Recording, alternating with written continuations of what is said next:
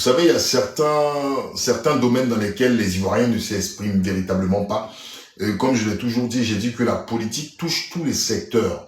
C'est vrai, chez nous en Côte d'Ivoire, quand il s'agit des partis politiques, il faut parler des leaders, il faut parler de la politique. On parle un petit peu d'économie sans forcément approfondir les sujets qu'on aborde. Et puis, voilà. Donc, vous savez que l'actualité va à 100 à l'heure. J'ai vu quelqu'un marquer dans les titres que l'actuel Premier ministre désigné par M. Alassane Dramane Ouattara, M. Begré Mambé, serait hospitalisé. J'ai regardé, j'ai essayé de chercher, je ne sais pas quelles sont ses sources. Donc, M. Nswadi, je crois, M. Nswadi, si vous avez une source, donnez-nous cette source, ça nous permettra peut-être de pouvoir commenter cela. Mais bon, un commentaire qui est écrit, je fais 2-3 recherches. Si je ne le vois pas, je ne peux pas venir ici annoncer ce genre de nouvelles. Si vous avez une source, dites-nous votre source et puis après, on pourra certainement développer là-dessus. Mais je ne peux pas m'engager dans ce genre d'informations si je n'en ai pas. Par contre, ce qui est intéressant, vous avez eu le cas de M. Jean-François Kouassi. Et effectivement, Jean-François Kouassi, vous savez que Jean-François Kouassi, il a défrayé la chronique, d'accord, depuis quelques jours en Côte d'Ivoire.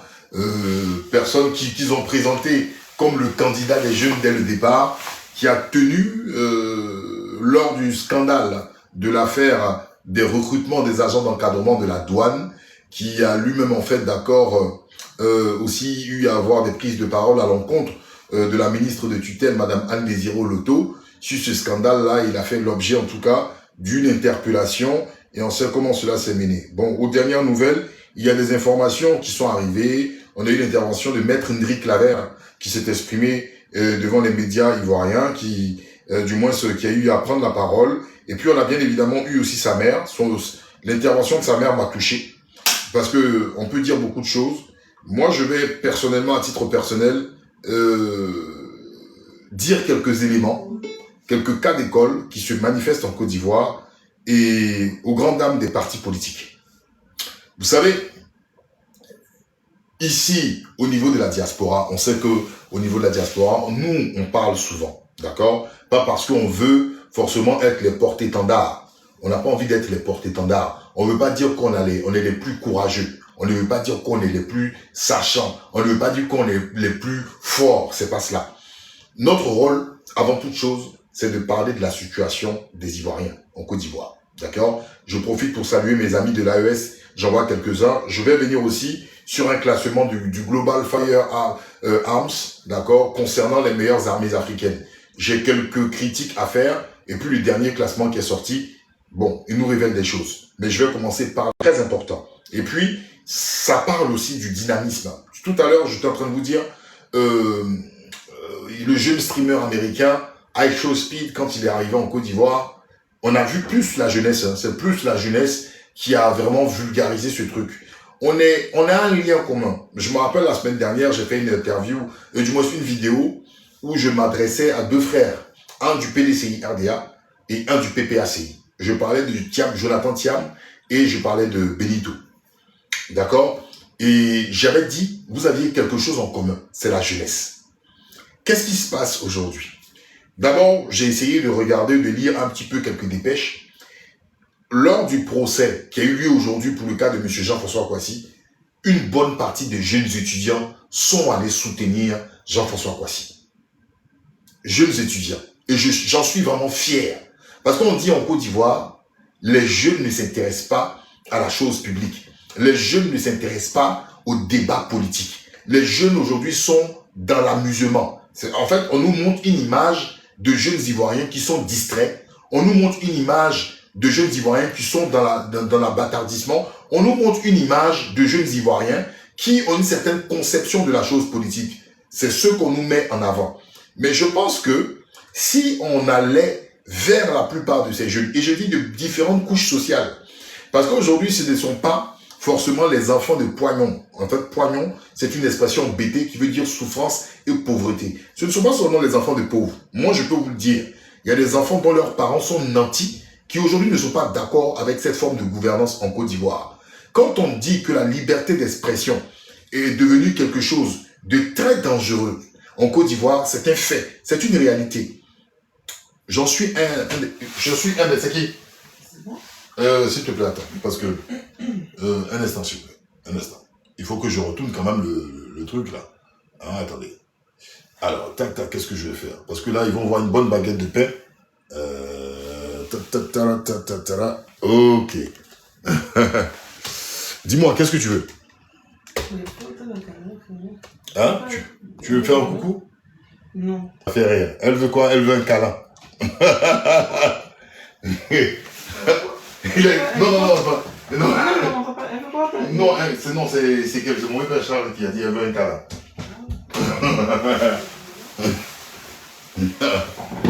Bah, elle t'a répondu, elle a dit ouais, normal. Bon, bref, c'était le petit moment de pause, hein. D'accord, on va se concentrer sur le sujet. Non, en gros, elle me demandait si je voulais manger. Et j'ai dit que non, j'ai pas faim. Parce que j'ai mangé un peu tard aujourd'hui, et donc j'ai pas faim. Mais c'est pas ça le plus important. Alors, pour revenir sur le sujet, d'accord, laissons ça et concentrons-nous sur le sujet. Donc, cette jeunesse-là, elle s'exprime. Elle s'exprime, cette jeunesse. Et franchement, détrompez-vous, elle commence à prendre la parole. Il y a des exemples qui sont légion. Parce qu'en pensant au cas de Jean-François Kouassi, je pense au cas de... Regardez, la plupart des gens qui sont enfermés sont des jeunes. La plupart. C'est pas qu'on est contre, d'accord, les quinquagénaires, les septuagénaires, voilà, les sexagénaires, en fait, on n'est pas contre eux. Mais beaucoup de gens aujourd'hui, les jeunes, prennent la parole au risque de leur vie, d'accord? Et souvent, les militants du parti au pouvoir disent que vous allez, en fait, juste pour la politique, sacrifier vos vies. Mais ces jeunes-là sont tout autant de vrais patriotes, à commencer par M. Jean-François Kouassi, parce que quand il est arrivé au début, il avait la sympathie des gens, des militants du parti au pouvoir, parce qu'on le trouvait drôle. Vous rappelez-vous de cette fameuse vidéo à l'époque, en off de l'émission que j'avais eu à faire, où je le traitais de guignol.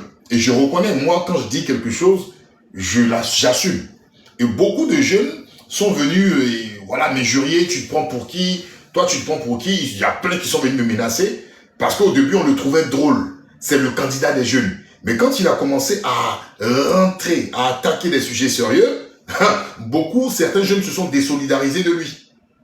D'accord? Et je pense que Jean-François Kouassi avait certainement, il savait qu'il devait atteindre, il devait avoir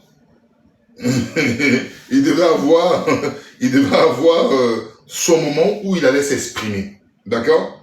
Donc, pour dire quoi? Les jeunes comme Ibrahim Zighi, les jeunes comme le jeune Emric, il y a plein de jeunes aujourd'hui pour leur prise de parole. Et je vous ai dit, moi-même, c'est le cas. Il y a des gens qui me disent aujourd'hui, écoute, les prises de parole que tu tiens t'exposent. Mais si je ne m'exprime pas comme je conçois la vie politique ivoirienne, qui va s'exprimer? Franchement, qui s'exprimera à ma place? Vous pensez que les hommes politiques s'exprimeront à ma place? Vous pensez que ceux qui font des arrangements entre eux, quand il faut jouer le jeu politique, ils vont s'exprimer à ma place? Non. Donc, on a cette jeunesse-là qui, malheureusement, ne fait pas confiance à l'élite politique. Mais à un moment, il faut qu'ils s'expriment. Et ces jeunes-là sont les plus nombreux. Les jeunes en Côte d'Ivoire, vous regarderez dans la politique, regardez aujourd'hui, il y a eu encore des nominations. Je vais vous citer ces nominations. Vous allez voir. Attendez. Il y a eu des nominations. Regardez. Hein. Il y a quelque chose qu'ils partagent en commun. Attendez. Tac, tac, tac. Je regarde. Je vais vous les citer. Je vais vous les citer. Alors. Tac, tac, tac, tac, tac.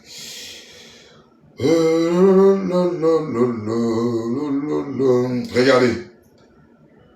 Le gouvernement de la République de Côte d'Ivoire, nomination au titre de la présidence. Je vous les cite. C'est des gens que vous connaissez depuis plus de 20 ans. D'autres même 30 ans. Jano Aoussou Kouadio, ministre d'État, conseiller spécial à la présidence de la République. Kobenam Kouassi Adjoumani, ministre d'État, conseiller spécial à la présidence de la République. Fidel Boroton Sarasoro, ministre directeur de cabinet du président de la République. Aoutou Emmanuel Kofi, ministre directeur de cabinet du vice-président de la République. Albert Mabri Touakus, ministre conseiller de la présidence de la République. Boaké Fofana, ministre conseiller à la présidence de la République. Laurent Tchagba, ministre conseiller à la présidence de la République. Mamadou Sanogo, ministre conseiller à la présidence de la République. Ibrahim Sissé Bakongo, ministre gouverneur du district autonome d'Abidjan. Augustin Thiam Oufouet, ministre gouverneur du district autonome de Yamoussoukro.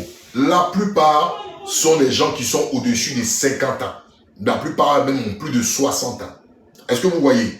Ces gens-là, dans la classe politique, le plus souvent, c'est ces gens-là qui sont nommés, c'est ces gens-là qui sont choisis. On n'a pas l'impression d'avoir un mix générationnel entre certains jeunes qui peuvent aussi prendre et dire des choses au compte de la République. Et puis, la plupart des postes, au-delà de M. Fidel Sarasoro, qui est directeur de cabinet de M. Ouattara et Aoutou Emmanuel Kofi, on va dire ce sont des postes...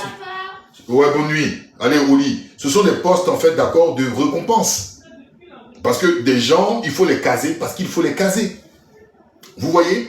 Et puis, regardez les commentaires quand les gens nomment. Les gens disent, oui, telle personne est sortie dans le dos parce qu'il n'avait pas de poste. Et certains citoyens même jugent qu'il faut quand même leur trouver quelque chose. Est-ce que vous comprenez? Et donc, ce sont ces jeunes-là qui décident aujourd'hui de prendre la parole. Ils sont dans des lycées, ils sont dans la rue, ils sont partout dans toutes les couches sociales. Et aujourd'hui, ils en ont marre d'avoir la bouche fermée et ils veulent parler, ils veulent s'exprimer véritablement. Et ça, c'est quelque chose de quand même très important à féliciter et à saluer. Avant de mettre les pieds dans le plat en ce qui concerne le cas de Jean-François Kouassi, je tenais véritablement moi-même à saluer son courage, à saluer sa prise de parole courageuse, d'accord? Sa prise de parole courageuse parce que, pour ma part, il fallait qu'il dise des choses et qu'il s'assume. D'accord? Et il a le mérite. Il a le mérite parce que malheureusement, même des hommes politiques, quand ils sortent, d'accord, et quand ils ont un procès où ils sortent, ils remercient le chef de l'État. On a vu des gens, hein, des hommes politiques qui ont remercié M. Ouattara. Il y a des gens qui se sont excusés, qui ont fait ce qu'on appelle le sabaridé. Et Jean-François Kouassi, ça n'a pas été le cas. De ce que je viens de recevoir comme information, Jean-François Kouassi, ça n'a pas été le cas. J'ai pour preuve, un instant, s'il vous plaît, je vais regarder ce qui a été dit pour Jean-François Kouassi, un instant. D'accord? Jean-François Kouassi, voilà. Voilà. Jean-François Kouassi. Un instant, je vais vous dire ce qu'il en est aux dernières nouvelles. Alors, il a refusé, d'accord, de demander pardon. Jean-François Kouassi a refusé de demander pardon. D'accord? Il a été déclaré coupable et condamné à 15 jours de prison ferme, 8 mois avec sursis et 500 000 francs CFA d'amende. Déclaré coupable, 15 jours de prison ferme, 8 mois avec sursis et 500 000 francs CFA d'amende. Et les jeunes sont ceux-là qui majoritairement se sont rendus lors de son procès, le soutenir véritablement, dire qu'ils sont avec lui. Et moi, je trouve cela salutaire. Parce que on trouve qu'en Côte d'Ivoire, les jeunes sont dans l'amusement, dans la distraction. Si aujourd'hui, certains jeunes commencent à comprendre, à savoir ce qu'il en est, que leur avenir est entre leurs mains, et que ceux-mêmes qui sont, par exemple, dans la diaspora, qui prennent la parole, ce n'est pas parce qu'ils sont suicidaires, c'est parce qu'ils sont tout avant toute chose patriotes, ils aiment leur pays. Je pense qu'il y aura du changement. Et l'avenir de ce pays est entre les mains de la jeunesse. Il faut que les jeunes prennent conscience. Et tout est rattaché, d'accord? Tout est rattaché à la jeunesse. Tout à l'heure, j'étais en train de parler du passage d'I-Show-Speed, streamer américain. J'ai indiqué, j'ai dit, mais est-ce que les jeunes Ivoiriens comprennent ce que c'est que l'enjeu même touristique d'un pays? Est-ce que les jeunes Ivoiriens sont-ils même d'accord en harmonie avec leur culture? Est-ce que vous comprenez? Sont-ils en harmonie? Est-ce qu'ils comprennent ce que c'est que valoriser la culture? Est-ce qu'ils savent que ce n'est pas seulement traîner à Abidjan et à Assini qui est véritablement connaître son pays? En fait, tous les sujets sont intrinsèquement liés. Il faut comprendre l'enjeu dans lequel on est. Si aujourd'hui on considère même que juste pour une simple visite, j'ai pas envie de revenir sur le sujet, mais je vous invite à aller regarder iShowSpeed au Ghana. Vous allez voir les jeunes Ghanéens, comment les jeunes Ghanéens sont rattachés à leur culture. Et ce rattachement à la culture là peut faire même, peut faire que on peut essayer même de s'en sortir politiquement.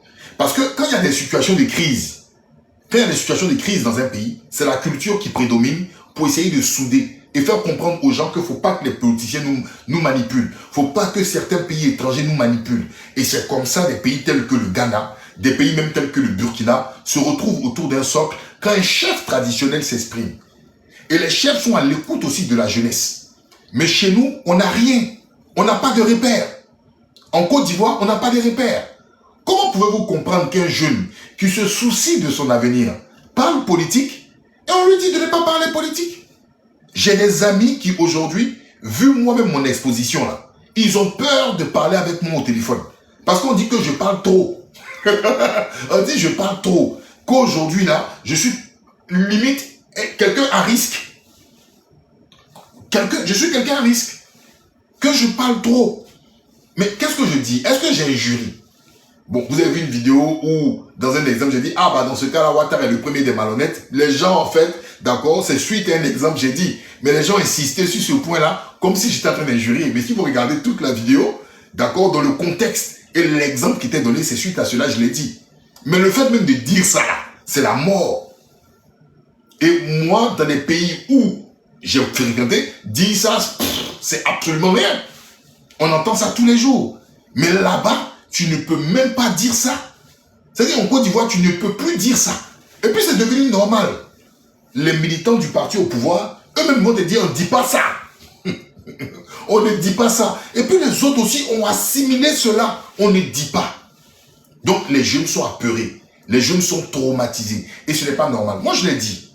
Chacun a la liberté. Et depuis plusieurs jours, je le dis. Celui qui veut, il milite, il choisit le candidat qu'il veut. C'est ton droit. Moi, je ne peux pas condamner quelqu'un qui affectionne un homme politique. Absolument pas. Tu fais ce que tu veux, mon frère. Tu portes tes chaussures. Si tu veux, même tu remplaces le pied droit au pied gauche. Si tu veux, tu portes ta chemise à l'envers. Moi, personnellement, ça ne me gêne absolument pas. Pour moi, je répète quelque chose de très important. Si on n'arrive pas à débattre sur des sujets de la sorte, on ne peut pas évoluer. Une parole qui est muselée fait qu'il n'y a pas de diversité d'opinion et de langage. Parce qu'aujourd'hui, la parole est ultra contrôlée. Elle est ultra contrôlée. Ce qui fait que celui qui parle normalement de façon libérée, on a l'impression que c'est un martien. Vous voyez ce que les gens ont fait là. Même j'ai une vidéo de moi où les gens ont coupé et puis ça a été viral. Franchement, je vais vous dire, hein, je ne vois pas ce que j'ai dit d'extraordinaire. On a l'impression que waouh, c'est qui lui? Comment il parle? C'est qui? Pour moi, c'est quelque chose de banal. Ce n'est pas une injure, ce n'est pas de la prétention. Mais on est tellement muselé que quand quelqu'un même fait des analyses en toute liberté, on a l'impression que c'est quelqu'un qui débarque de nulle part. Même les Ivoiriens disent, celui-là, j'espère qu'il n'est pas au pays. Celui-là, j'espère qu'il n'est pas au pays. Parce que s'il est au pays, la logique voudrait qu'on le prenne. Donc, qu'est-ce que Jean-François Kouassi a dit? Il dit, voici la déclaration choc. Si la ministre estime avoir été heurtée par mes propos, cela n'a jamais été volontaire. Toutefois, demander pardon pour satisfaire certains au prix de la négation d'une situation connue de tous ne sera pas possible. En gros, Jean-François Kouassi dit, si Madame la ministre Anne-Désirée Ouloto a été blessée ou choquée par mes propos, c'est pas ce que je voulais. Je ne voulais pas blesser Madame Anne Ouloto. Je ne voulais pas la choquer. Mais, cependant, je ne peux pas demander pardon pour satisfaire certains. Et il parle de qui? Il parle des militants du RHDP. Il parle de vous. Vous qui avez pour habitude qu'on vienne après une décision de justice ou après une relaxation, qu'on vienne demander pardon à Sa Majesté. Ce n'est pas comme ça en République. En République, soit tu subis ta peine et tu fais ce qu'il y a fait, mais tu ne viens pas demander pardon. On n'est pas à l'école. pour dire, monsieur, je demande pardon. En République, c'est pas comme ça. Et je vous ai dit, on a besoin de refaire l'éducation des... En Côte d'Ivoire, excusez-moi, on a besoin de refaire l'éducation des Ivoiriens. C'est pas une insulte. Beaucoup ne comprennent pas comment un pays fonctionne. La preuve, on appelle le président papa. Et quand tu leur dis ça, ils disent qu'on est en Afrique. Mais la République n'est pas une notion africaine. La République, elle est d'emprunt. La République, c'est une notion occidentale, française. Vous prenez quelque chose chez les Blancs, vous venez envoyer ici, vous vous dotez d'une constitution qui n'a rien d'africain, et puis vous dites que dans cette République-là, on se comporte à l'africaine. Et quand tu dis aux gens, moi c'est moi que je dis Monsieur Alassane Dramane Ouattara, mais déjà ils ont des urticaires. Pourquoi tu dis Monsieur Alassane Ouattara? Faut précéder le Monsieur Alassane Ouattara par le président. Mais c'est noté où? C'est noté où? Montrez-moi dans la constitution de la Côte d'Ivoire où on dit quand on nomme Monsieur Alassane Dramane Ouattara, faut précéder le Monsieur Alassane Dramane Ouattara de président. C'est une bêtise africaine. C'est une bêtise. C'est une bêtise. Je dois appeler quelqu'un papa. J'ai mon père biologique, mais celui qui est là pour quelques années pour gérer la chose publique, là, je vais l'appeler papa. Pourquoi? Pourquoi? Et des gens acceptent ça. Tu critiques un ministre. On dit non, il ne faut pas critiquer le ministre. Toi, tu es qui pour critiquer le ministre? Mais le ministre travaille pour moi. Il travaille pour toi. Et nous sommes tous jeunes, majoritairement. Il y a une inversion des valeurs qu'il faut... Je ne comprends pas. Et le pire même, ce sont ceux qui ont voyagé dans le monde là. Quand ils viennent là, ils suivent ces gens-là aussi. Vous voyez, je ne comprends pas. Mais quand vous faites ça là, le ministre là, le ministre et ceux qui sont dans le camp présidentiel là, ils sont contents. Parce qu'ils savent que vous êtes des personnes même, vous êtes dénués même de... D'accord? Vous êtes dénués complètement même de logique. Ce qui les dérangerait, c'est d'avoir des jeunes qui critiquent, qui ont l'esprit critique. Ça, ils ne vont pas aimer ça. Parce qu'ils vont dire certains dangers, c'est des gens qui commencent à éveiller les consciences et ils sont des dangers. Alors, regardez Jean-François Kwasi. Est-ce que les propos de Jean-François Kwasi, là, comparés aux propos d'Ibrahim Zighi,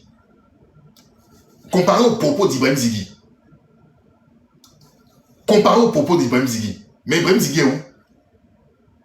Qu'est-ce qu'Ibrahim Zighi, d'accord, a dit qui était tellement choquant? Est-ce que quand Ibrahim Zighi a dit ça, son truc là, il a insulté quelqu'un? Il a insulté quelqu'un? Non, vous pouvez me dire, est-ce qu'il a insulté quelqu'un? Mais Ibrahim Zighi est où? Le jeune des Patriotes 2.0 là, qui commençait à pousser les jeunes à faire des vidéos, à s'intéresser un peu aux choses et autres, il est où? C'est un jeune. On ne veut pas que vous, jeunes, vous soyez éclairés.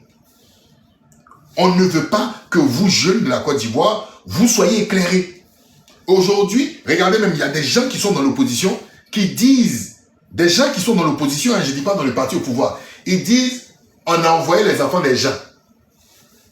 On a envoyé, ou même, vous qui avez envoyé les enfants des gens.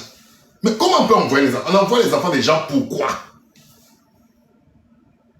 Vous qui avez poussé, vous qui faites les vidéos là, qui poussez les jeunes, ce n'est pas normal. Ce n'est pas normal.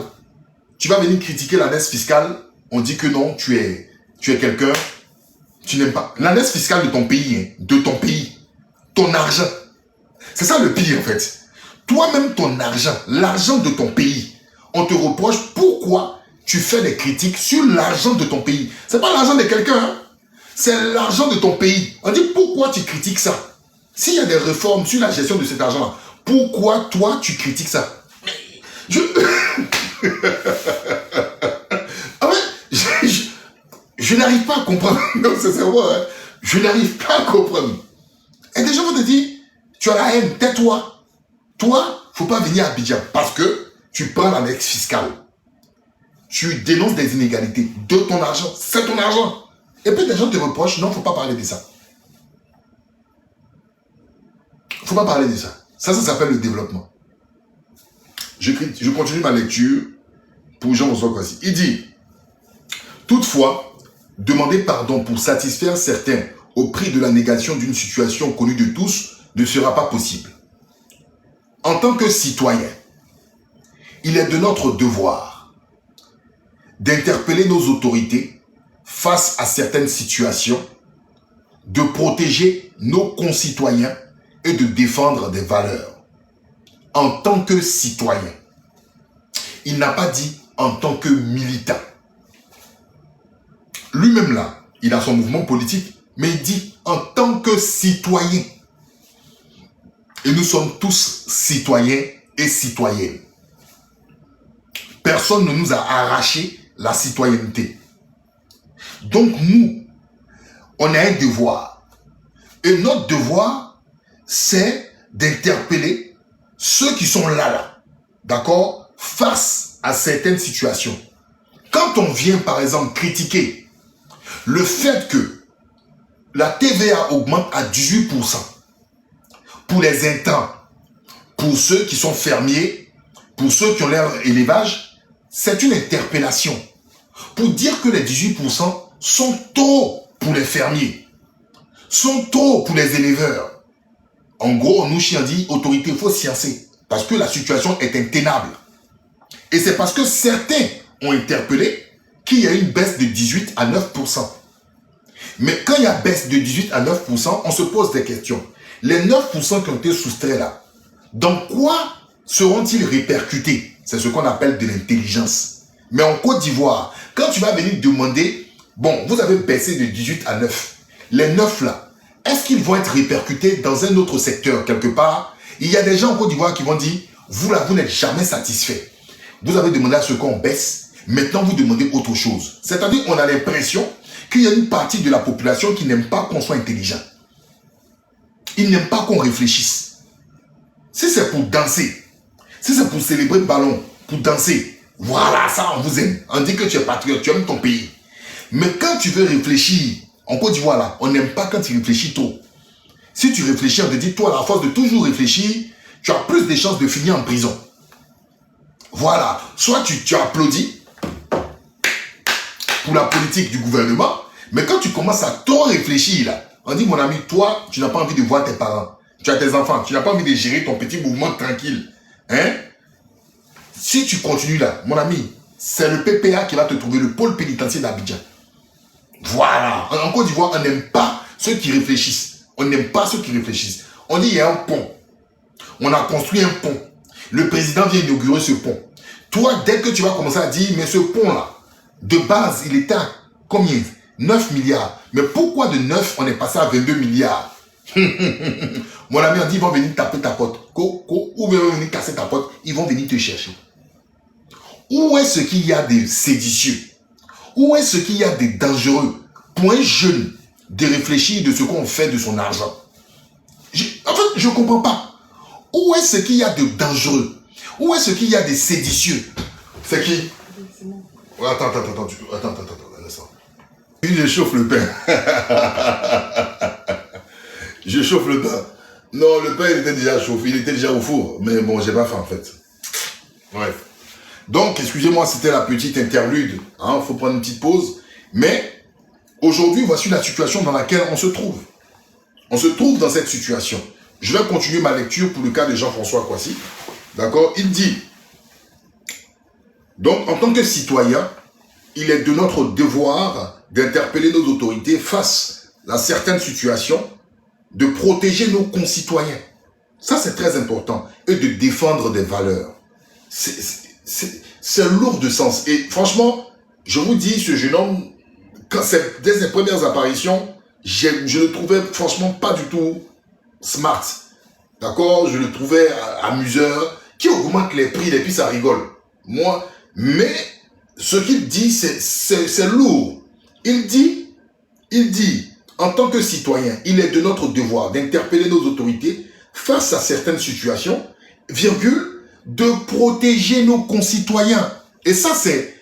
Les gens ne s'en rendent pas compte. Les gens ne s'en rendent pas compte.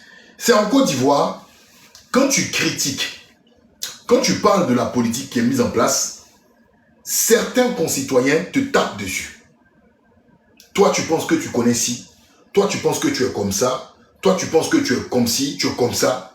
Or, ce que nous faisons là, c'est un travail de protection pour les concitoyens. Combien de fois, qu'on soit d'accord ou pas, on a échangé sur des sujets ici, certaines personnes sont venues en inbox faire des suggestions, ou même des personnes sont montées pour échanger. Et notre rôle, avant toute chose, ce que nous faisons est un devoir de protection du concitoyen. Si vous arrivez sur certains panels, c'est parce que certaines informations ne sont pas accessibles, d'accord, sur des médias de grande diffusion. Donc vous venez écouter, même si vous n'appréciez pas la tête de l'individu, vous venez écouter ce qu'il dit. Même si vous dites que ce gars est un menteur, il est un roublard, il est un manipulateur, vous venez à l'information. Et souvent vous éprouvez même l'information que l'individu dit. Combien de fois, moi, sur ici, ce que je fais, des gens sont venus dire non, ce que tu dis, ce n'est pas ça, ce n'est pas exact, c'est le contraire. Et on a fait un travail de recherche pour voir si l'un ou l'autre disait la vérité. Donc, notre devoir, nous sommes, nous qui prenons le risque là, de nous exprimer, ou des gens qui sont jeunes aujourd'hui, qui font de la politique, viennent s'exprimer, ils viennent vous protéger. Ils ne viennent pas parce qu'ils vous détestent. Ils ne viennent pas mettre leur caméra et venir vous proférer des injures. Ils viennent vous protéger. Ils viennent, ils font un travail d'information, ils viennent vous protéger. Mais comme il y a un travail de grand ensemble qui est fait pour détourner l'attention du citoyen, détourner l'attention de ce qui doit être, vous préférez en fait vous ruer sur des faits divers. Vous préférez vous ruer sur des sujets banals. Vous n'allez pas sur des sujets essentiels. Donc, quand on s'intéresse à la chose, à la gestion de la chose publique, avant toute chose, c'est un rôle, bien évidemment, d'interpellation des autorités et c'est un rôle aussi de protection du concitoyen. On vous protège parce qu'on dénonce des choses pour vos enfants, pour vos entreprises, pour vos factures que vous payez, pour vous-même, votre santé, pour tous ceux qui sont même aujourd'hui même à la source de la richesse. Je vais parler de nos parents paysans et autres. Nous, notre rôle, c'est de vous protéger. Quand on fait ça, ce devoir d'information est de vous protéger. Et c'est ce que Jean-François Kouassi dit. Je continue. Il dit, c'est la partie là qui me plaît. Si pour cela, si pour tout ce que j'ai décidé de faire pour vous là, je dois en payer le prix, qu'il en soit ainsi. Si pour cela là, par rapport à ce que j'ai dénoncé dans le concours au ministère de la fonction publique là, si c'est pour ça je dois en payer le prix, d'accord, qu'il en soit ainsi. C'est-à-dire il assume. C'est-à-dire il part, c'est-à-dire ce qu'il a dit là. Il n'enlève pas un, il ne retire pas deux, il assume ce qu'il a dit. Et il dit, on peut me qualifier de tous les noms, mais c'est pour tout le monde que je me bats également. On peut me qualifier de tous les noms, d'accord? Il dit, mais c'est pour tout le monde que je me bats également. Parce que ce qui arrive à Jean-François Kouassi peut arriver à Nsa Ntoumblan. Ce qui arrive à Nsa Ntoumblan peut arriver à Empresse. Ce qui arrive à Empresse peut arriver à Laure. Ce qui arrive à Laure peut arriver à Agos. Ce qui arrive... Parce que beaucoup de gens qui sont ici là, vous pensez que parce que vous ne faites pas de live, parce que vous ne vous exprimez pas, qu'une injustice ne peut pas vous arriver. Mais ce genre d'injustice là, nul n'est à l'abri, d'accord, de l'injustice. Nul n'est à l'abri de l'injustice. Aujourd'hui, ce sont nos paysans qui pleurent. Ces mêmes paysans qui sont allés financer la candidature d'Alassane Ouattara, aujourd'hui, ces paysans pleurent. Aujourd'hui, ce sont certains Ivoiriens qui n'arrivent pas à payer leur facture d'électricité. Parce que la facture d'électricité a considérablement grimpé. Et pourtant, au 25 octobre, ces gens-là disaient que nous, on n'est pas dans la politique, c'est vous qui êtes des garçons, vous êtes des grilles. Mais aujourd'hui, ces gens-là pleurent. Dans certains secteurs, ça ne va pas. Avec l'annexe fiscale 2026, certains secteurs sont impactés. Parce que ces secteurs-là ne marchent plus. Les Ivoiriens n'ont plus d'argent. Mais aujourd'hui, ils pleurent. Mais vous êtes en train de pleurer. Quand on parlait de l'amélioration du cadre de vie des citoyens, vous avez dit que non, ceux-là, ils pensent qu'ils sont courageux. Ils n'ont qu'à jouer avec Ouattara. Mais Ouattara, là, ça vous atteint, sa gestion, là, ça touche vos portefeuilles. Ça touche vos foyers, ça touche vos maisons. Et c'est ça la réalité. Mais c'est qu'il y a certaines personnes qui sont peut-être pas plus éclairées, mais qui ont compris la nécessité d'un citoyen d'aborder tous les sujets. Ça ne fait pas de nous des cadres ou des candidats aux élections.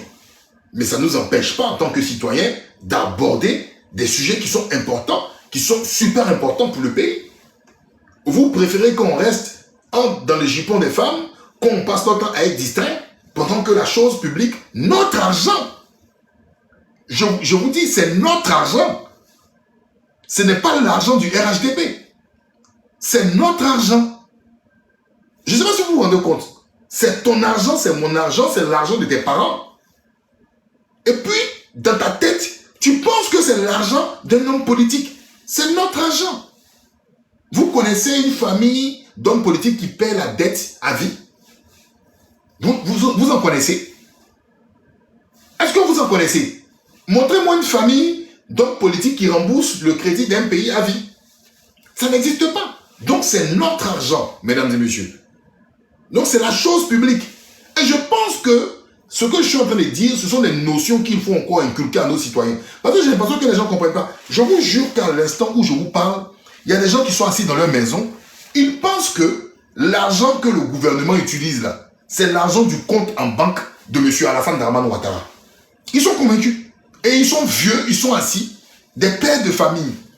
Et des jeunes aussi. Parce que le niveau d'éducation en Côte d'Ivoire est terrible. Tu vois des enfants de 5e, mais ils s'expriment, mais tu te dis, en fait, il y a une grosse inquiétude. Il y a une très grosse inquiétude. Parce qu'ils ne savent même pas. Vous voyez un commentaire qui a dit, donc tu veux Gbagbo au pouvoir. Mais ce que ce dernier oublie, l'argent de la Côte d'Ivoire, là, les parents de Gbagbo, ils contribuent dedans. Il ne sait pas ça.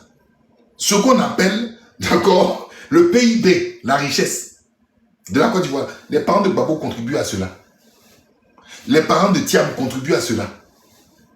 Les parents de quel opposant encore contribuent à cela. Tout le monde contribue. Et l'argent des Ivoiriens n'a pas de teinte politique. L'argent de la Côte d'Ivoire n'a pas de coloration politique. C'est l'affaire de tous. Mais pourquoi vous ne voulez pas qu'on en parle? J'ai l'impression qu'on retourne à l'âge de la pierre taillée. À l'âge des sauvages. Sincèrement, hein? Parce que tellement ça m'exaspère. Et c'est ça le développement. Pour moi, là, le développement, ce n'est pas vos routes que vous faites. Le développement, c'est avoir la latitude. Laissez les gens s'exprimer. Laissez les gens parler de leur argent. Laissez les gens parler de l'avenir de leur pays. On ne peut pas, à partir du moment où on critique, en temps ferme. Ça, je n'arrive pas à comprendre. Tant que vous n'aurez pas, d'accord, ce niveau-là, mais vous ne pouvez pas être développé. Déjà, on n'est pas développé, mais vous ne pouvez même pas, en fait, préamorcer même le développement. Pour moi, c'est le b.a.-ba. C'est le b.a.-ba. C'est le b.a.-ba. Comment vous allez arriver? Bref, je continue parce que sinon je vais encore m'appesantir. Et puis, le procureur dit, lors de l'échange avec Jean-François Kwasi, le procureur dit, pourquoi selon toi, la ministre doit être entendue sur cette histoire de concours? Écoutez bien la réponse de Jean-François Kwasi. Le procureur pose la question à Jean-François Kwasi. Pourquoi, Jean-François Kwasi, pourquoi selon toi, Jean-François Kwasi, la ministre Anne-Désirée Oloto doit être entendue sur cette histoire de concours? Écoutez la réponse. Elle est à la tête d'un service public. Ce n'est pas sa propriété privée. Enfin, quelqu'un de sensé. Enfin, quelqu'un de sensé. Enfin. Parce que nous, quand on dit ça là, on dit on est mal élevé. Quand nous on s'exprime comme ça là, on dit on est mal élevé. On dit on ne respecte pas les gens. On est ennemi de notre pays. Je réponds. Jean-François Kwasi, il dit, si la ministre estime avoir été heurtée par mes propos, cela n'a jamais été volontaire. Si Anne-Désirée Oloto estime qu'elle a été choquée par ce que j'ai dit là, ce n'était pas ce que je voulais. Mais, toutefois, demander pardon pour satisfaire certains au prix de la négation d'une situation connue de tous ne sera pas possible. Enfin, il dit, mais moi, je ne peux pas demander pardon pour satisfaire les militants du RDR. D'accord? d'accord? Je ne peux pas. Parce que s'il demande pardon, c'est juste pour vous satisfaire. Et puis vous allez rigoler pour dire, il n'a pas dit les garçons, Ouattara est fort, Ouattara est fort. Jean-François Kouassi, voilà, il a demandé pardon. Il faut qu'il comprenne Papa Ado. Il dit, la cause pour laquelle je suis sorti pour parler là, hein, je ne peux pas accepter parce que c'est une négation. C'est-à-dire qu'on ne doit pas frauder dans les concours. On ne doit pas peut-être privilégier certaines personnes au détriment d'autres jeunes de Côte d'Ivoire. Tous les jeunes de Côte d'Ivoire doivent passer les concours à titre égal. Et il dit, en tant que citoyen, il est de notre devoir d'interpeller nos autorités face à certaines situations. En tant que citoyen, là, si le gouvernement ne voit pas là, nous, notre rôle, c'est de dire au gouvernement, regardez là, là, là, il y a des irrégularités, regardez là. Et il dit encore de protéger nos concitoyens et de défendre les valeurs. Il dit que quand on parle là, des choses qui ne vont pas dans le pays, là, on protège les Ivoiriens. Vous voyez, il y a un gars en bas qui a dit, vous allez faire live jusqu'en 2030. C'est-à-dire que c'est quelqu'un qui ne sait même pas qu'on le protège. Vous voyez, en fait, c'est comme un poulet qui est dans le poulailler, mais il ne connaît pas le rôle de celui qui surveille le poulailler. Lui, là, c'est un poulet, mais il est inconscient. C'est-à-dire que ses propres protecteurs, il ironise sur ses propres protecteurs que nous sommes. C'est certainement militant du RHDP. Mais à partir du moment où toi, tu es militant de Ouattara, on ne te forme même pas sur la gestion de la chose publique, c'est que tu es quelqu'un qui n'est pas éduqué. Tu es un militant, mais tu ne connais pas la notion, d'accord, déjà de ce qu'on appelle la critique citoyenne. Tu ne connais pas. Toi, tu es assis. Tant que Ouattara est assis, tu n'as même pas d'esprit critique. Or, ceux que tu dis qui font live là, les gens qui font live, ce sont ceux qui vous protègent. Parce que vous ne connaissez rien dans le fonctionnement d'une république. Vous êtes juste des militants. C'est-à-dire que, au-delà même de ta citoyenneté, toi, tu es RDN, c'est tout. Mais on le fait bénévolement. Pain, bois de l'eau. On te nourrit. Est-ce que tu comprends? Mais on le fait parce que pour nous, c'est la vraie notion du patriotisme. Est-ce que vous comprenez? Sinon, c'est pas parce qu'on est fou. C'est pas parce qu'on est suicidaire. Mais c'est ça le patriotisme. Et il dit de protéger nos concitoyens et de défendre des valeurs. Les valeurs n'ont plus de sens en Côte d'Ivoire. Vous savez, cet après-midi, j'étais à la télévision et puis j'étais en train de faire une interview. L'émission même, je pense qu'elle est déjà passée. L'émission en diffusion.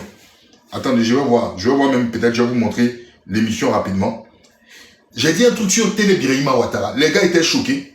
Voilà. Je vais vous montrer. Déjà, à l'horizon de 2030, vous dites aux gens, oui, si le pouvoir est dur, vous voulez empêcher une continuité dynastique, allez-y voter. On va encore reprendre le même narratif et le même narratif. Donc, il faut ouvrir les yeux des Ivoiriens et leur dire la réalité dans laquelle nous sommes.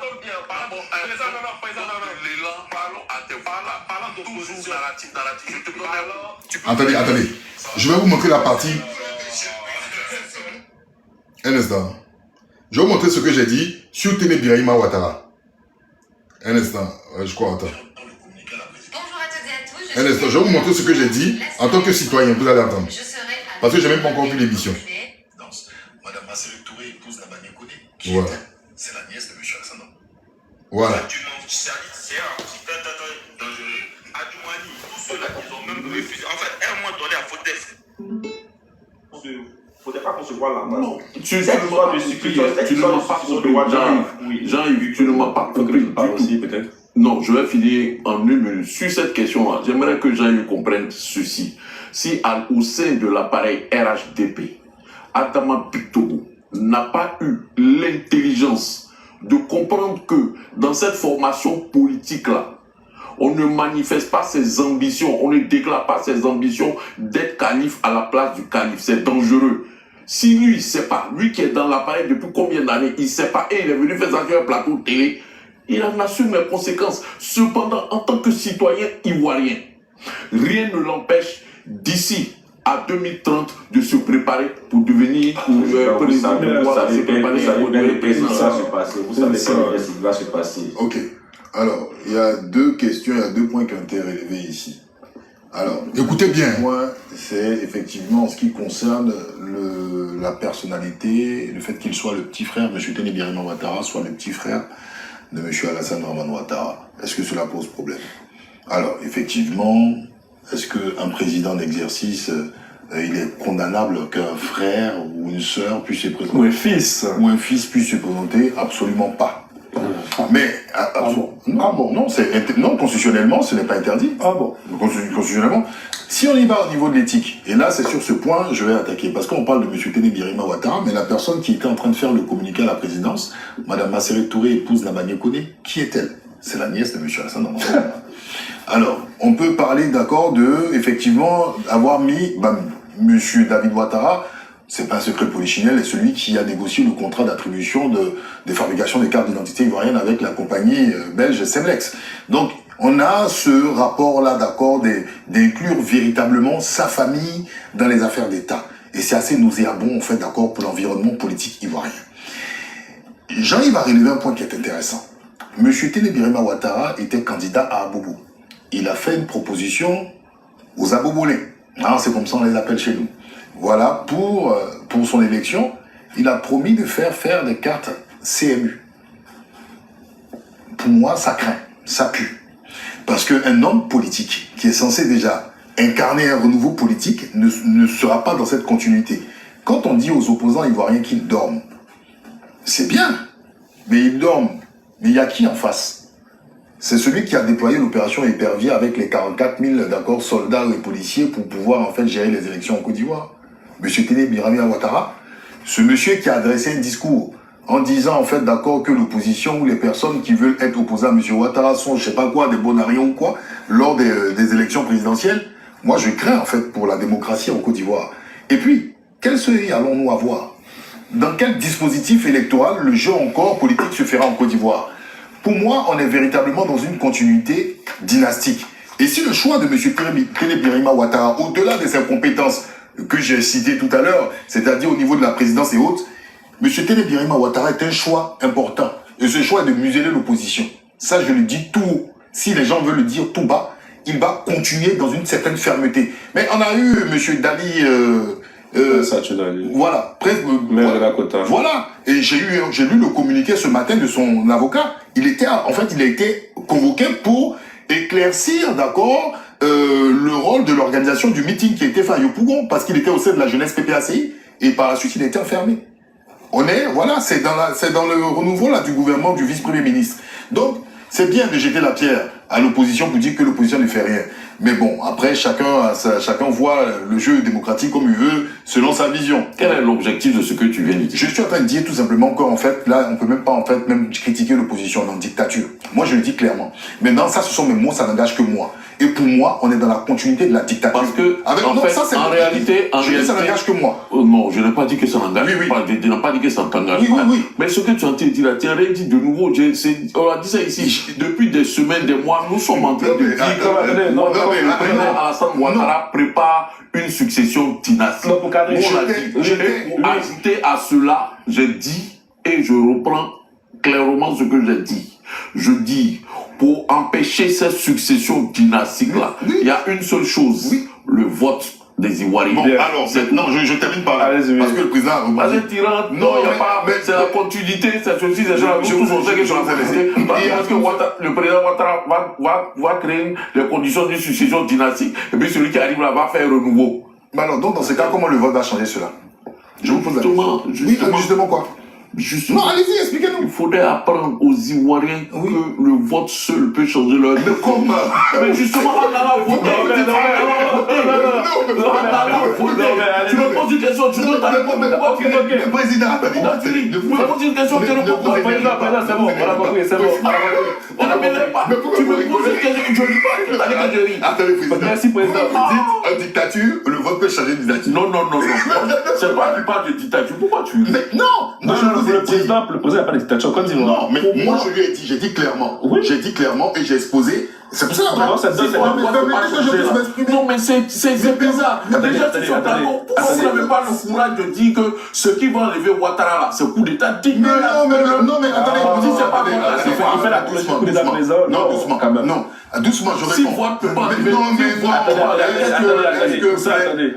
allez se présenter. C'est un vote, sur le vote massif des citoyens peut pas enlever, peut pas faire changer, comment on appelle ça, le régime dans un pays là. C'est quoi qui peut changer le régime? Non, je vais répondre. Attendez, ma réponse à une question déjà passée. Voilà. Et elle est récurrente sur le plateau. Oui, Allez-y. Blaise Compaoré a-t-il été enlevé comment? Le citoyen ivoirien Blaise Compaoré, comment a-t il été enlevé? Et sur le Front populaire. Ok, d'accord. Pourtant, Bon. attendez, sur le plateau de Philippe Dilacera, le directeur de cabinet de Laurent Gbagbo, Mais pourquoi vous parlez- l'ambassadeur a le droit de parler Non, des mais- éléments, d'évoquer Non, des mais- éléments. non, mais- je peux parler. Tu vois que je veux Est-ce que je peux parler? Président, l'ambassadeur Emmanuel a dit clairement Laissez-le chuter dessus. que la Côte d'Ivoire, Oui. eux, au PPACI, ils ne souhaitent pas l'insurrection D'accord. populaire. Ok. Voilà. Je peux répondre. Visiblement, c'est ce que Et alors, nous on avons va pas voté. Vous parlez au nom de M. Emmanuel Aka. Et Non, moi, non, je ne parle pas en mais son je nom. peux parler, s'il vous Président, plaît. laissez-le intervenir, Je peux s'il vous plaît. parler. Allez-y. Ne tombe pas, mais pourquoi je ne parle pas en Mais son vous nom? avez cité l'exemple de Je l'ai cité. Citer quelqu'un ne veut pas dire Vous avez Merci. cité Emmanuel Ça, Aka. allez-y. Moi, je ne On va parle pas s'écouter. au nom d'Emmanuel Aka et du PPACI. Je m'exprime, moi, en tant qu'un citoyen libre. Je vous ai posé une question, vous avez dit au Burkina Faso, M. Blaise Compaoré a été chassé sur l'insurrection populaire. L'insurrection populaire n'est pas seulement l'affaire du PPACI. Si M. Emmanuel Aka, vous l'avez cité comme exemple, ça n'engage que lui et sa formation politique. Moi, je parle du peuple de Côte d'Ivoire. Quand on parle du vote, ce n'est pas seulement l'affaire que du PPACI. Et je dis et je répète, il n'y a pas seulement que le coup d'État. Parce que c'est un narratif que vous lancez aux gens pour que les gens aient une sorte d'épée de Damoclès sur la tête pour dire, ah tiens, il n'y a que le coup d'État. Est-ce que vous-même, ce monsieur qui est candidat à Bobo, qui dit qu'il offre des cartes CMU, c'est ce que Jean-Yves disait ici, c'est du clientélisme. Et normalement, c'est contre la loi. Parce qu'un homme politique ne peut pas dire à des riverains que je vais vous offrir, vous, une CMU. Sur quel prétexte? Sur quel contexte? Et encore, on avait une CEI ici qui est complètement bancale. On a vu ici aux législatives, vous avez prôné la règle du vote. Vous-même, ici, vous étiez député. Non, je vais chuter. Vous-même, vous étiez député. Là, nous sommes en 2026. Déjà, à l'horizon de 2030, vous dites aux gens, oui, si le pouvoir est dur, vous voulez empêcher une quantité dynastique, allez-y voter. On va encore reprendre encore le même narratif et le même narratif. Donc, il faut ouvrir les yeux des Ivoiriens et leur dire la réalité dans laquelle nous Ça sommes. tombe bien. Président, Donc, l'élan, parlons à tes Parlons toujours d'opposition. narratif. Je te donne un mot. Tu peux dire ici. Ça va faire évoluer Mais toi. c'est le mot-là que j'aime, président. C'est ce mot-là que j'aime. Et je sais que vous n'aimez pas ça. C'est bon, monsieur. On peut parler, on vous laisser. On va partir pour vous laisser. Mais non, mais ça Bon, avançons. On parle du PACI. Donc, ça tombe bien. Non, pardon. Désolé, je peux pas laisser passer ça. Bon, alors, vous voyez cet échange que j'ai eu avec mon doyen Jean-Paul Oro, c'est un échange effectivement de deux citoyens qui ont deux manières de réfléchir et deux manières en tout cas d'apprécier. Mais est-ce que au-delà, au sorti de là, une personne doit être arrêtable? Jean-Paul Oro considère, lui, d'accord, qu'il est, d'accord, dans un pays où tout fonctionne. Mais tout le monde n'est pas dans l'obligation d'accepter ce point de vue. Parce que certaines personnes jugent que le pouvoir ne joue pas franc jeu.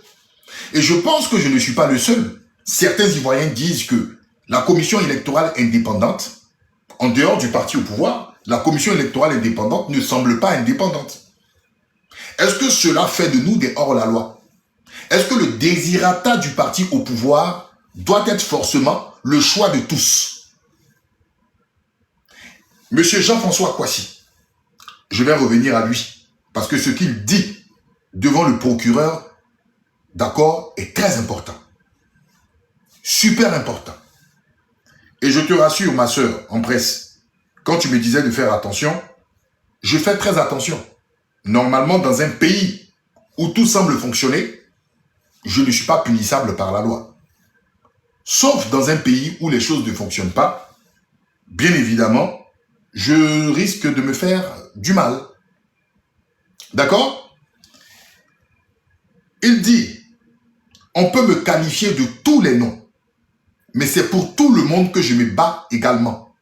Et je rejoins les propos de Jean-François Kouassi. Il y a des gens qui peuvent dire ça, Tungla, il vient, il allume sa caméra, il vient faire le mec qui parle bien, le mec qui est éloquent. Non. Moi, j'ai un devoir de pédagogie. Le patriotisme, ça dépend. Hein. C'est vrai que quelqu'un qui fait un record Guinness, qui prépare dans 150 sous-pierres pendant 24 heures, sera plus considéré que celui qui va venir parler de la chose publique. Ça, c'est sous nos cieux là-bas, sous nos tropiques. Sinon, faire un travail d'éveil, un travail pédagogique, sous certains cieux, ce sont des gens qu'on considère. Ce sont des gens qu'on respecte. Surtout si leurs informations sont des informations tangibles. D'accord? Mais sous notre tropique, ce sont les personnes qui préparent dans 158 sous-pierres en 24 heures, d'accord, qu'on considère.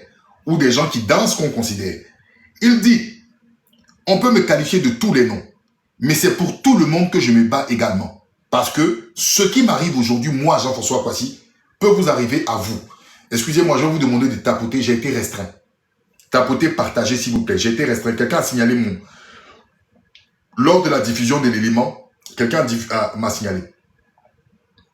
Voilà, j'aime pas dire aux gens de tapoter, de partager, mais faites-le, parce que j'ai été signalé.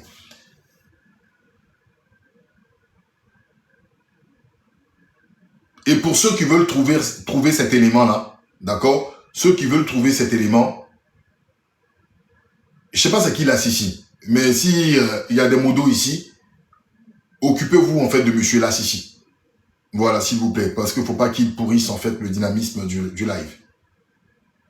Voilà. Et il dit, ce qui m'arrive peut vous arriver. Alors pour ceux qui veulent suivre l'émission, vous allez sur YouTube, vous tapez Global Africa Télé Sud. YouTube, vous tapez Global Africa Télé Sud, vous tombez sur le premier élément. Il y a user 1. Ceux qui signalent, occupez-vous de ceux qui signalent, s'il vous plaît. Vous allez tomber sur le premier élément, Global Africa Télé Sud, vous allez avoir la partie. D'accord?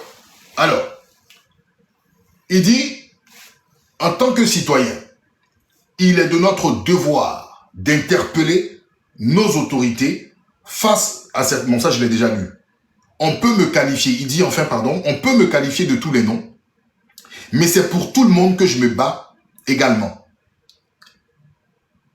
Et le procureur pose la question. Oui, le procureur pose la question. Pourquoi, selon toi, la ministre doit être entendue sur cette histoire de concours? Il dit, elle est à la tête d'un service public. Ce n'est pas sa propriété privée. Donc, elle doit rendre compte lorsqu'il y a des histoires. Tout doit être clair pour ne pas qu'on assiste à du clientélisme. C'est pas ce que j'ai dit dans l'émission. C'est pas ce que j'ai dit dans l'émission tout à l'heure. Ce n'est pas ce que j'ai dit dans l'émission tout à l'heure. Je l'ai dit, je n'ai pas parlé de clientélisme. Quand quelqu'un va battre campagne et il dit j'offre aux habitants de cette zone 154 de CMU, c'est du clientélisme. Tu achètes leur voix indirectement. C'est du clientélisme. Or, cela, c'est pas tout le monde qui peut le faire. Avec quel argent un candidat ministre peut faire ce genre de truc? Ça n'existe pas dans les pays où on respecte les lois, on ne fait pas ça. C'est du clientélisme. Et c'est ce qu'il dit. Il dit, elle est à la tête d'un service public, ce n'est pas sa propriété privée. C'est en Côte d'Ivoire, les gens pensent qu'un ministre, son ministère, c'est sa maison. C'est son village. J'étais en train d'échanger avec quelqu'un, j'ai dit, franchement, un pays comme la Côte d'Ivoire, moi, je peux même pas, franchement, être nommé ministre. Je ne pense pas. Parce que ceux qui vont me détester en premier, là, ce sont les gens de mon village. Parce que le jour où on me nomme, et puis je vois quelqu'un de mon village aller organiser fête, mais ce jour, ils vont dire que je suis fou. Les gens m'ont dit, non, mais tu exagères. J'ai dit, non. Moi, c'est les gens d'abord de mon village. S'ils viennent faire fête, j'ai dit, mais vous faites la fête pourquoi? Non, comme on t'a nommé ministre, ça veut dire qu'on pourra manger. Mais vous allez me détester ce jour-là. Vous allez me détester ce jour. Parce que si on ne prend pas, on ne commence pas cet exemple, la Côte d'Ivoire ne va jamais changer. Moi, il y a un truc qui me supporte. Voir la photo du président partout. Ça me rend fou. Dans une mairie, je pense que dans les mairies, on met la photo du président. Mais le président a sa photo partout. C'est pourquoi?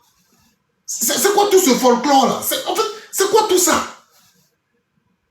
Sous le haut patronage du ministre de l'Intérieur. Sous le haut patronage du ministre... C'est quoi tout ça? Son honorable, monsieur... J'ai dit, c'est quoi tout ça? On vous demande de travailler. Travailler pour le peuple. Les honneurs, l'État, ils sont guindés. C'est quoi tout ça? On n'est pas dans un royaume. Non, franchement, c'est pour ça que je dis, je ne sais pas si c'est parce que... je ne sais pas si c'est parce que j'ai duré loin de la Côte d'Ivoire. Mais souvent, je vois des choses, ça me gonfle. Et puis, ils aiment les honneurs. Ils aiment les titres élogieux, pompeux. C'est quoi tout ça? En fait, je ne comprends pas. En fait, je ne comprends... Franchement, hein, j'ai dit, moi, c'est les gens de mon village, ils ne vont pas m'aimer. Hein? Non, tu es ministre, youpi, on va manger. Tu vas manger quoi? Tu vas manger quoi? C'est l'argent des Ivoiriens. Et il faut changer ça. Mais, non mais, en fait là, c'est même pas bon même. C'est pas bon, c'est contre-productif. C'est pas une affaire d'impolitesse, c'est contre-productif. Ça sert à rien. Tu viens travailler pour le pays. Travaille, quand on dit le pays là, c'est le nord, c'est le sud, c'est l'est et c'est l'ouest. Et puis ne venez pas me dire que c'est impossible. C'est faux, c'est possible. Si quelqu'un commence, d'autres vont commencer à suivre. Ça vous fait rire. Pour vous-même, c'est impossible. Mais non, c'est possible de changer ça. On ne personnifie pas la fonction. Merci. Mais en Côte d'Ivoire, on personnifie la fonction. Quand les gens disent la grande Anne Ouloto, tu vas parler d'elle. Mais Anne Ouloto travaille pour qui? Anne Ouloto travaille pour qui? La fonction publique là, c'est qui? Ce sont les Ivoiriens. Ce qui dit là, c'est normal. Pour vous, c'est fou que Jean-François, pour vous, il est impoli. Mais non, ce qu'ils disent, c'est la chose la plus basique. On nous apprend ça à l'école. On nous apprend ça à l'école. C'est ce qu'on t'apprend à l'école. Plus tard, tu sors de l'école pour ne pas appliquer, c'est qu'il y a un problème. Bien évidemment. Donc, je continue. Il dit, elle est à la tête d'un service public, ce n'est pas sa propriété privée. Donc, elle doit rendre compte lorsqu'il y a des histoires. Elle doit rendre compte. Ouattara doit rendre compte. Ses ministres doivent rendre compte. C'est ça qu'on dit, et puis on dit, fais attention à toi. Si tu rentres au pays, tu es foutu. C'est-à-dire, on vous envoie à l'école. Ce que vous avez appris à l'école, là, vous commencez à l'appliquer, et puis on dit, c'est ce qui va t'emmener en prison. Donc tes parents financent même tes cours pour qu'on t'envoie en prison. Ça, c'est un pays, ça. On nous a dit, sous le temps des babos, on retrouvait les gens sous les ponts. Sous le temps des bédiers, on volait l'argent. On faisait les cuisines, les salles de bain avec 250. D'accord? Mais vous, pourquoi maintenant, vous ne changez pas les choses? Pourquoi vous ne changez pas les choses? Mon frère, il faut acheter mon billet. Toi qui me dis, viens qu'à Abidjan, achète mon billet. Invite-moi. Fais une lettre d'invitation et puis il va venir. Rentre dans mon inbox et puis achète mon billet. Et puis je vais venir. Aïe. Tu m'invites. De la manière que vous invitez High Show Speed là. Invite-moi. Là, il me lève le matin, il cherche mon argent, hein, même si j'ai l'air d'un feignant. Il faut acheter mon billet, tu vas voir. Comme invite-moi, fais une lettre d'invitation. Hein? Voilà. Donc, je continue, il dit, tout doit être clair pour ne pas qu'on assiste à du clientélisme. Et après, on nous sort des histoires de un opposant ne donne pas de l'emploi. C'est la fin là même que j'aime. Il dit, tout doit être clair pour ne pas qu'on assiste à du clientélisme. Et après, on nous sort des histoires de un opposant ne donne pas de l'emploi. Ah! Et je l'ai dit, Anne Ouloto l'a dit lors de sa campagne, que les opposants ne peuvent pas vous donner de l'emploi. Quand je me suis plaint ici, il y a des gens qui ont dit, mais non, c'est normal. Mais comment la ministre de la fonction publique, qui est en campagne aux législatives, peut dire qu'un opposant ne peut pas donner de l'emploi? Comment un opposant ne peut pas donner de l'emploi? Ça n'a pas de sens. Ça n'a pas de sens. Ça n'a aucun sens. Où est un juge qui est dedans? Ministre de la fonction publique, tu es en campagne de législative. Comment tu peux dire qu'un opposant? Donc toi, parce que tu es au pouvoir, tu donnes de l'emploi. C'est ce qu'on comprend derrière. On va écouter quelque chose. On va écouter son avocat.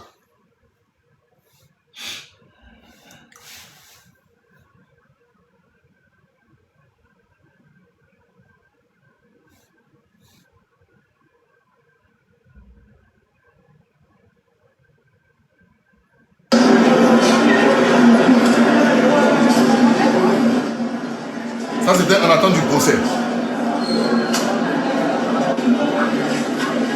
Vous voyez les jeunes, il y avait beaucoup de jeunes.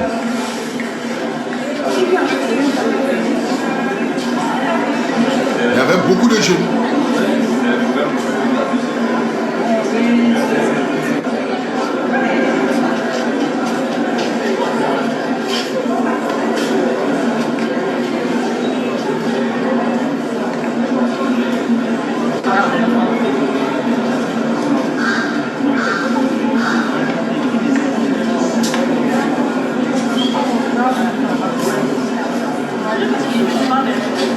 Donc ça, c'était... C'est choquant de savoir... Et aujourd'hui, devant le commissariat du... C'est choquant de savoir qu'il y en a d'autres qui ont 3 millions. Il y a des ministres qui ont tous ces privilèges, qui ont toutes ces voitures.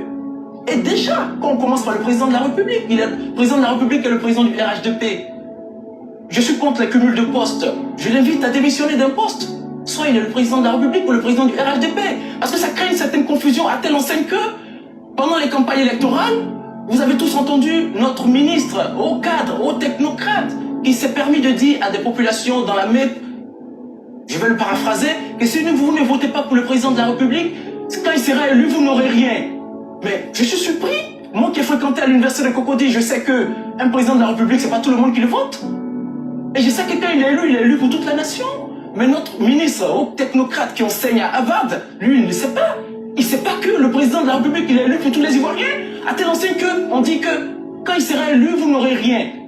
Mais vous voyez, mais c'est parce que le président de la République, quelque part, il est président du RATP et président de la République. Il crée la confusion même dans l'esprit de ses partisans. C'est choquant de vous savoir que... Comment un gars comme Patrick Hachi, il est parti enseigner à Harvard, aux États-Unis. Il ne peut jamais dire ça devant les petits Américains. Si vous voulez ne votez pas pour Ouattara, vous n'aurez rien. Il ne peut pas dire ça devant les petits Américains. Jamais. C'est pour ça que je vous dis, et je l'ai dit ce matin, je crois, dans un panel.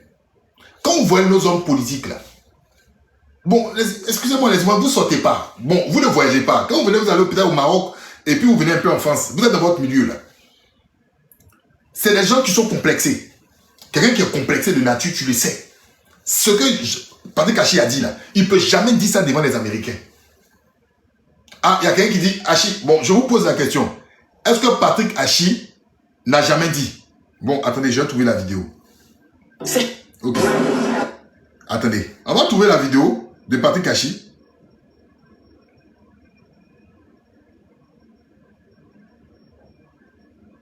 Les gens, vous avez fait, on va sortir les...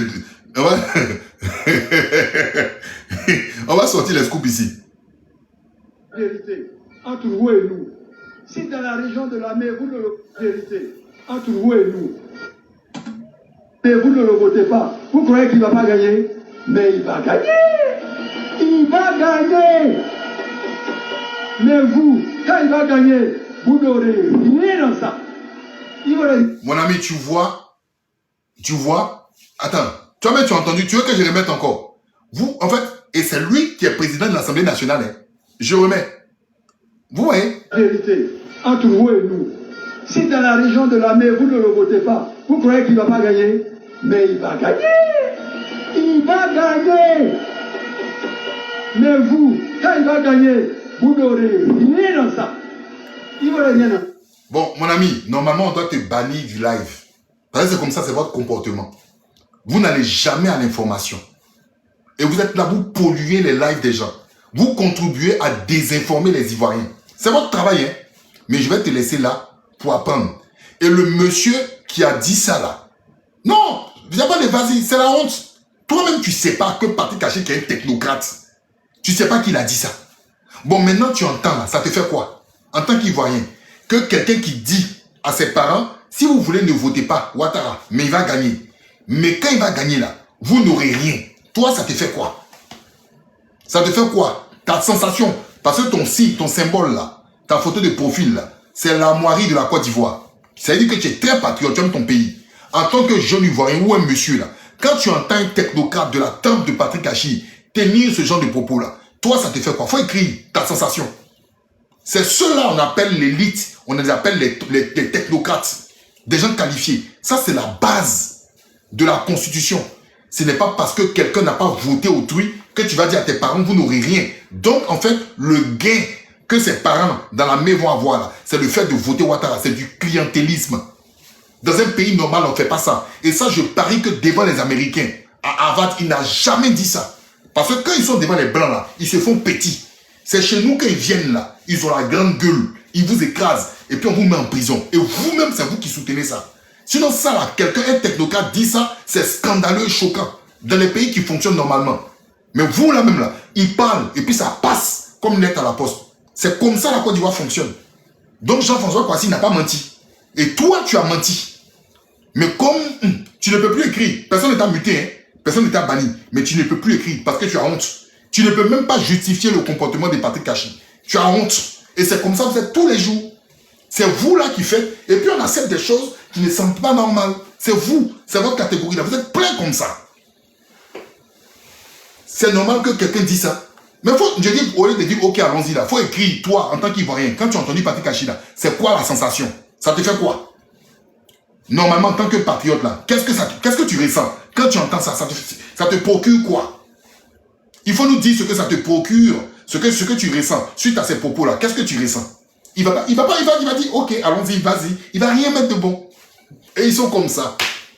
Ils sont comme ça. Mais si c'était au temps de leurs opposants, on était foutus.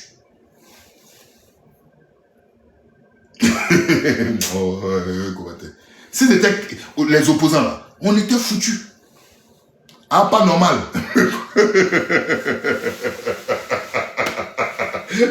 Non, c'est genre il dit pas normal, mais continuons. Ok, comme c'est vous là qui êtes au pouvoir, continuons. Bon, alors, je vais pas me perdre. Je vais pas me perdre. Je vais pas me perdre. On va aller dans d'autres choses. Écoutons. Ah, ces gens-là vont me tuer. Bon, écoutons. On va écouter son avocat. On va écouter son avocat, Maître Ndri Claver. Ou banaliser une profession. Mais nous avons de nombreux enfants de ce pays qui sont titulaires de diplômes de master, d'ingénieurs, et puis qui sont contraints d'exercer des professions comme le fichier.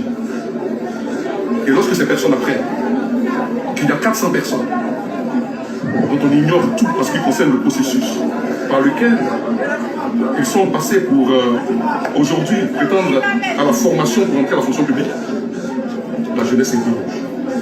Et Jean-François Boissy n'a été d'autre que la voix des sans-voix.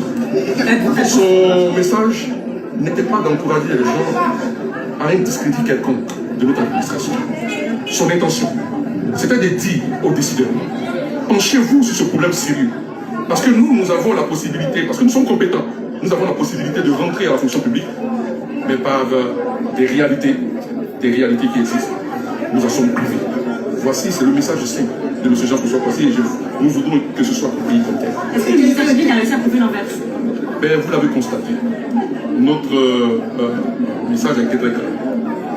Pour nous, il ne faudrait pas utiliser l'expression valise d'ordre public pour réduire le citoyen qui a un droit fondamental à la liberté d'expression. Et vous avez vu. Vous avez vu. C'est-à-dire qu'on est muselé. Et c'est ce que Maître Ndri Claver dit. Trouble à l'ordre public, là. Ça ne doit pas être maintenant un prétexte, ne plus que les gens s'expriment. Oh, j'espère que tu vas bien. J'ai vu tes salutations. Et voilà. Jean-François Boissy a parlé de la situation de la jeunesse. Ces jeunes-là, il a parlé de la situation de ces jeunes. Ces jeunes qu'on n'entend pas. Il a pris sur lui. Il a pris sur lui. Expression valise. Il a pris sur lui. Il y a beaucoup qui ne l'auraient pas fait. Hein. Comme vous avez entendu son truc sur Patrick Kachi là. Vous avez déjà entendu Charles Blé Goudé parler comme ça. Charles Blé Goudé qui s'adresse à la jeunesse là. Vous avez déjà entendu Charles Blé Goudé parler comme ça de Patrick Kachi. Il est jeune, il veut faire la politique autrement. Vous avez déjà entendu Charles Blé Goudé parler comme ça. Il y a plein de sujets, hein. Ils sont là. Nous, on parle de ça tous les jours. Nous, là, on parle de ça tous les jours. On sait que nous, là, voilà. Pour nous, notre situation, elle est déjà classée.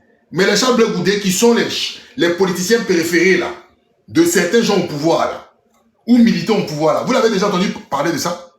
Vous l'avez déjà entendu parler de ça? Non. Mais c'est nous, là. On dit on est clivant. On est impoli. On ne respecte pas l'État. On est des personnes comme ci, comme ça. Et ce qui nous identifie, c'est qu'on est jeunes. On est jeunes. Et c'est parce qu'on aime notre pays. Parce que l'avenir, là, c'est pour nous. L'avenir, là, c'est pour nous. Et vous, on a les compétences. Nous aussi, on a les compétences de voir et de parler de ce pays. On les a. Pourquoi toujours c'est une catégorie d'individus et leurs suiveurs qui sont là à entretenir cette médiocrité dans laquelle on est? Comment Comment quelqu'un qui parle de la gestion de la chose publique, c'est une personne qui a une épée de Damoclès sur la tête? Ça je n'arrive pas à comprendre. Sortez-moi tout ce qu'il faut. Je n'arrive pas à comprendre. Et son avocat a fait appel. Maître Hendrik Claver a fait appel suite à la décision des 15 jours de prison ferme, 8 mois de sursis. C'est-à-dire de telle sorte que 8 mois, il n'ouvre pas sa bouche encore et qu'il puisse s'exprimer. Et 700 000 francs d'amende. Ainsi va la belle Côte d'Ivoire. Bleu Goudé était allé voir sa maman il y a quelques jours. Fondamental à la liberté d'expression.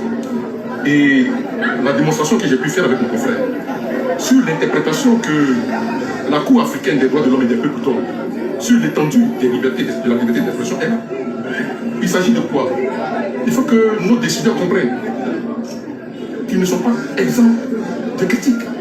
Toutes les critiques du citoyen ne doivent pas seulement encenser l'homme politique, le décideur. Toutes les critiques du citoyen ne doivent pas seulement encenser le décideur. Pas la maman de GFK, il parle de Simone Yves, Gbagbo. Toutes les critiques ne doivent pas encenser. Voilà, on n'a pas besoin d'encenser. C'est en Côte d'Ivoire, quand tu critiques Ouattara, les gens disent, mais il faut dire aussi son bon côté. Ça existe où? Ça n'existe nulle part. Celui qui veut, il peut critiquer autant de fois qu'il veut. Celui qui veut, il peut l'encenser autant de fois qu'il veut. Pourquoi vous voulez faire un équilibre? Et quand ça concerne, tu n'es pas de bonne foi. Mais est-ce que les critiques là sont des critiques qui sont tangibles? Est-ce que ces critiques là sont des critiques qui sont vérifiables? C'est ça le problème. Le droit d'attirer l'attention des décideurs pour dire que ici ça ne va pas. La corruption gangrène la société. Nous avons aussi le droit de le dire. Et en le faisant, c'est pour attirer simplement l'attention pour que nous puissions monter afin de réduire le taux d'indice de corruption dans notre pays. Nous, ça nous fait plaisir parce que les organisations nous donnent des notes favorables. Cela ne nous déplaît pas. C'est le sens de l'intervention de M. Jean-François Cossi. Je retiens d'abord que de cette condamnation, mais écoutez, je ne veux pas critiquer la décision du tribunal. Non, pas critiquer la décision du tribunal. Cependant, nous nous réservons le droit de faire appel. Parce que, comme je l'ai dit dans l'enceinte, il y a des choses avec lesquelles nous ne sommes pas d'accord. Et quand nous ne sommes pas d'accord, on l'explique. M. Jean-François Cossi l'a expliqué. Il n'est pas d'accord avec ces concours qui sont organisés de façon occulte. On ne sait pas comment est-ce que les gens deviennent douaniers, etc. Il a le droit de le dire, c'est un citoyen du pays. Et profession, je ne veux pas minimiser ou... Maintenant, on va écouter la mère de Jean-François Kouassi. C'est important. On va écouter la mère de Jean-François Kouassi. Écoutez la maman, hein. C'est important. Parce qu'au moins, il y a des mamans qui comprennent. Écoutez. On ne faisait qu'à rêver sur le matin. Tu t'assois du matin au soir, tu réfléchis. Comment tu vas t'en sortir? Et Dieu, et puis on a tout donné à Dieu. Et puis comme Dieu est là, il est le Dieu miséricorde, il fera le miracle. Mais quand même, on ne doit pas. Mais aujourd'hui, Dieu nous a montré qu'il est prêt pour nous et on lui rend gloire. Parce qu'on a trouvé que vraiment, nous les pauvres, on n'avait plus droit. Donc, on a trouvé que nous, les pauvres, on n'a plus droit. C'est une maman. Je sais qu'en Côte d'Ivoire, la mode, normalement, on aurait dit quoi? Maman, tu as vu ton fils là. Il faut demander pardon à Alassane. Il faut demander pardon à Alassane. Et puis, il faut dire à ton fils là de ne plus parler. C'est comme ça. On entend ça sur les panels ici. Il faut enlever ton fils dedans haut. Il a eu la chance. Il a eu 15 jours. Faut écouter une maman. Une maman. Elle dit, vous avez entendu? On prie Dieu pour que Dieu mette sa main dedans, pour que nous ayons quand même un jour le droit de parler où on veut. C'est-à-dire la maman dit, on prie Dieu de telle sorte qu'on ait un jour le droit de parler. Pourtant, vous les voyez ici, ils pilulent les panels partout pour dire en Côte d'Ivoire, il y a la liberté d'expression. Les gens s'expriment. Les opposants vont sur les plateaux de télé. C'est pas ça. Elle dit, on prie Dieu pour espérer qu'un jour on ait le droit de parler. Où? C'est en Côte d'Ivoire qu'elle dit ça. Ça veut dire que si elle dit on a le droit de parler, c'est qu'en Côte d'Ivoire, la parole est judiciarisée. La parole là, aujourd'hui pour s'exprimer en Côte d'Ivoire, c'est difficile. On vous dit ça. Nous là on parle aujourd'hui, on est devenus des gens en fait, on est devenus des hors-la-loi, des ripoux. Parce que c'est la parole. On fait quoi? Moi j'ai quelle âme sur moi? J'ai quel bois sur moi? J'ai quoi? Hein? J'ai quoi sur moi? Vous m'avez vu un bois? C'est ma parole. La maman dit en prie Dieu pour qu'un jour, on puisse un jour parler. C'est une maman. Elle ne fait pas panel. C'est un fait. Quand vous le dites, vous ne voulez pas comprendre. Si vous commencez à vous libérer là, vous allez voir que ça va changer. Mais on parle. On parle. Alors, écoutez. Moi-même, j'ai des diplômes, mes diplômes pourris dans ma valise. Parce que je n'ai pas de parents qui ont l'argent. Je n'ai pas un parent qui est grand type. Mes diplômes ont pourri dans ma valise jusqu'à des vieilles. Oui. Vous avez vu tous ces... Vous avez vu? Moi-même, j'ai mes diplômes dans ma valise depuis. Mes diplômes ont pourri dans ma valise. Parce que je n'ai pas de parents qui sont grands types. Ça existe depuis longtemps. D'accord? Qui sont grands types. C'est-à-dire qu'elle, là, elle n'est pas d'une famille nantie. Elle n'est pas d'une famille aisée. Et c'est les enfants, malheureusement, je l'ai toujours dit, il y a une disproportion entre les plus riches et les plus pauvres. Et cette inégalité-là, elle est encore 2 fois plus croissante. C'est une maman qui dit, elle vient d'abord. Elle connaît les réalités, elle connaît la galère. Donc ce que son fils dit là, elle soutient. C'est ça les parents. Normalement, c'est vous les parents, vous devez encourager vos enfants. Au moins, il y a une maman qui soutient son fils. Mais ici, là, c'est les mamans qui disent souvent, hé, tu es sorti dedans là, je ne veux plus t'entendre. Faut demander pardon à papa Alassane. Papa, pardon. Et puis il y a des militants qui disent, ah, la leçon est passée, il a bien compris. En fait, toi-même là, c'est-à-dire tu es dans ton droit, ce que tu dis là, c'est tellement vrai qu'on a inversé les valeurs. Toi-même, tu te dis souvent, est-ce que ce que j'ai fait là même là, moi-même je ne suis pas dans le faux. Est-ce que vous voyez, on te fait douter de ce qui est du droit. C'est un Côte d'Ivoire, on te fait douter de ce qui est du droit. Souvent même toi-même, tu défends la veuve et l'orphelin, mais tu as l'impression que le fait de les défendre là, toi-même ça joue contre toi. Si tu n'es pas fort. Vous avez vu tous ces jeunes qui sont déplacés pour votre fils, alors oui, je les ai vus. En tout cas, moi, je leur dis merci. Je leur dis un grand merci. Tous ceux qui sont venus, que le Tout-Puissant les protège. Voilà, donc, elle est acclamée par les jeunes. Les jeunes sont arrivés en grand nombre. Elle arrive, voilà, les jeunes sont arrivés en grand nombre, soutenir Jean-François Kouassi. Et ça a salué. Franchement, je tenais à le dire. C'est vraiment à saluer et à féliciter. Parce que je sens quelque chose. Je sens qu'il y a une jeunesse ivoirienne qui commence à se réveiller et ça me va droit au cœur. Je sens qu'il y a une jeunesse qui est fatiguée de ce qui est fait. Parce que même ceux qui sont à des kilomètres, des milliers de kilomètres, ressentent cette oppression-là, d'accord? Ressentent cette oppression-là. Et franchement, c'est quelque chose de bien, c'est bon. Parce qu'il faut libérer la parole. La parole est une thérapie. Il faut la libérer. Et puis la parole, ça révèle le mental. Le mental. Et ces jeunes-là, voilà, ils sont nombreux comme ça. Je pense au Ibrahim Zighi, tous ces jeunes qui sont fermés, juste pour la prise de parole, parce qu'ils ont voulu changer les choses. Et ça, c'est à féliciter et c'est à respecter véritablement. Alors, je vais me reposer un petit peu, je vais vous écouter, prendre la parole, dire des choses, que vous soyez pour ou contre, venez vous exprimer, parce que moi, je suis pour la liberté d'expression. Je vous ai montré l'exemple tout à l'heure. J'étais sur un plateau télé, où on débattait et puis on rigolait parce que il faut libérer la parole et c'est très important. J'espère que vous avez apprécié ce qui a été dit. Bon, je vois des habitués, des irréductibles. Je veux des gens qui sont contre Jean-François Kouassi aussi, qui viennent aussi d'accord s'exprimer et qui nous donnent les raisons d'être contre.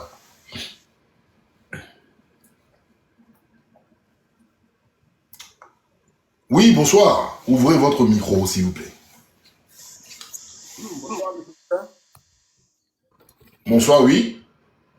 J'espère que vous allez bien. Ouais, ça va super. Et vous? Effectivement, on a suivi un peu ce qui s'est passé aujourd'hui au niveau du procès de M. Jean-François Kouassi. Et je trouve que c'est déjà... Nous sommes en train de progresser vers une prise de conscience de la jeunesse.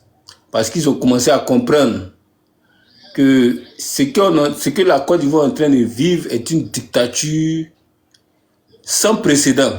Ce que nous vivons, jamais dans l'histoire de la Côte d'Ivoire, on a vécu ça encore. Parce que c'est comment un homme peut se plaindre d'une situation sans vraiment porter des accusations graves contre quelqu'un et demander seulement des éclaircissements, et un matin on dit qu'il a créé des troubles à l'ordre public. C'est vraiment je ne sais pas comment dire ça, mais c'est déplorable. C'est déplorable.